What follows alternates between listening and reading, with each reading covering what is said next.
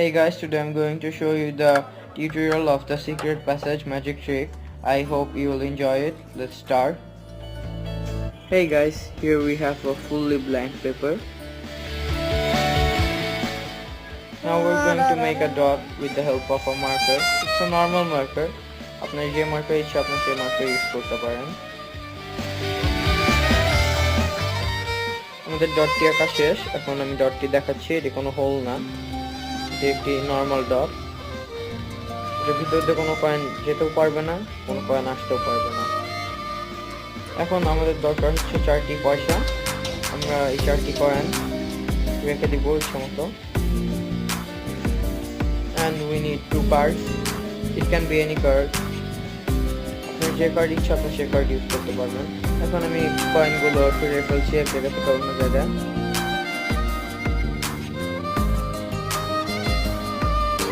এখন আমরা এই কয়েনটি নিব। এই কয়েনটি পেপার নিচে দিয়ে উপর দিয়ে বের করবো। এখানে আপনারা দেখতে পাবেন ফার্স্টে একটি কয়েন ছিল, এখন 2টি কয়েন হয়ে গেছে। দেখুন সেম কাজ করবো, আবার নিচে দিয়ে কয়েনটি দিয়ে উপর দিয়ে বের করবো। 3টি কয়েন হয়ে গেছে। এখন এই লাস্টে যে কার্ডটি ছিল, যেটা নিচে কয়েন ছিল আমরা ভ্যানিশ করে দেবো এখান থেকে। আপনারা দেখতে পাচ্ছেন এখানে 4টি কয়েন হয়ে গেছে। And now I'm going to show you the tutorial. Here is the tutorial. And এখানে হোলটি আছে। এখন আমরা যেটা করবো হচ্ছে আমরা 4টি কয়েন নিব, কয়েন 4টি রাখবো।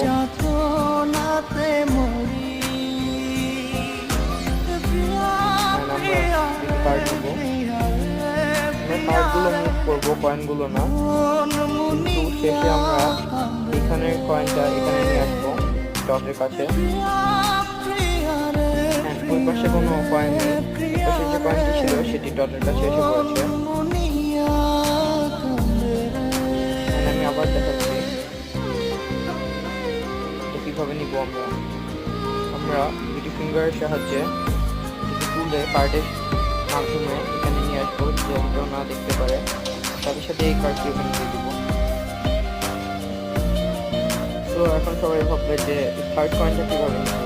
থার্ড কয়েনটা আমরা কাগজের নিচে ঢুকিয়ে হাতের মধ্যে রেখে হাতটি কাগজের পাশে নিয়ে যাব, যাতে সবাই ভাবে যে আমরা কাগজের নিচ দিয়ে কয়েনটি উপরে তুলেছি।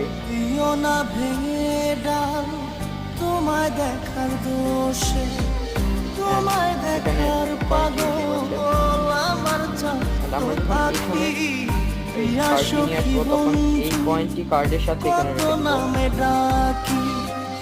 And we'll do the same thing with the fourth coin. কার্ডটি যখন এখানে নিব, কার্ডের সাথে আবার কয়েনটি এখানে রেখে দিব। এখন আমরা সবাইকে বলবো যে এই লাস্টের কার্ডটা থেকে আমরা কয়েনটি এখান থেকে ভ্যানিশ করে দিব।